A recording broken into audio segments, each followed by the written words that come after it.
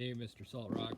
So this is my practice chassis, and I bought this just to actually make videos for people that need help and for me to practice on because I don't know everything. So anyway, the freeze plugs on this thing. This one's a 230, but it's 218 the same, and 236 and all that kind of stuff. So you got the freeze plugs are right here, and you have 5 of them. Got 3 up top and 2 down below. And what I did on my 1-ton was take the 2 down below. I took those out, and what I did was I just drilled a hole through there, and I put a screw in there and kind of put a pair of pliers on there and really just popped it off. And you can get those freeze plugs at Napa. I probably have the number somewhere for them, or you can just take down take the best one that you do take out, take it down to them, and they'll match it up with a flat one. There's one that's concave, but it doesn't, I don't know, I like the flat ones better. And you want to put a little bit of sealant on the inside of that lip. When you pull that off, there's a flat lip behind that holds that plug in. You'll put a little bit of sealant on the inside of that lip and pound it back in there.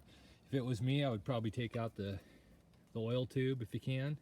I'd probably take the distributor out, and I would probably take the starter out too if you feel comfortable doing that.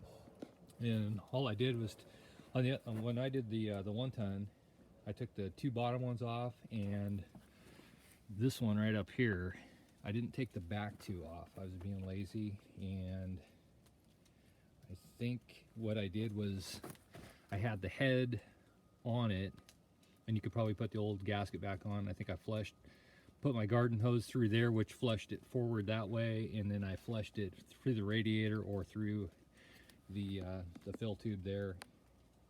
And you could do it that way, or you could also take the pump off if you're going that far and you have your water pump off. There's that distribution tube that's inside there that runs actually all the way back in there. And you can flush that out as well, but any kind of flush that you can do, I think, would be beneficial. So if you get those bottom 2 out, those are the ones that were crucial, especially that I found. But if you get those bottom 2, everything goes to the bottom. So, and then I actually, after I flushed that out a bunch of times, I ran the hose back up through there and let it flush back up towards the top. So you'll, on the other side of that, if you have your intake and exhaust and everything off like that, you'll want to plug up. I would probably put some towels down inside the valve train, put the covers back on, and then there's a few of these bolts that go into the water jacket, so you'll be expecting that to come out if you didn't already see that. So, and yeah, I would just do it slow, and you'll find out where the water's coming out, and once it comes out, if it comes out where you don't want it to, shut it off and plug up what you don't want and try it again. But I think you'll get it. I think, like I said, anything you get out of there is probably beneficial. So you might not get anything, but I got a lot of crap out of mine. So hope that helps. If you got any questions, PM me again. All right, bye.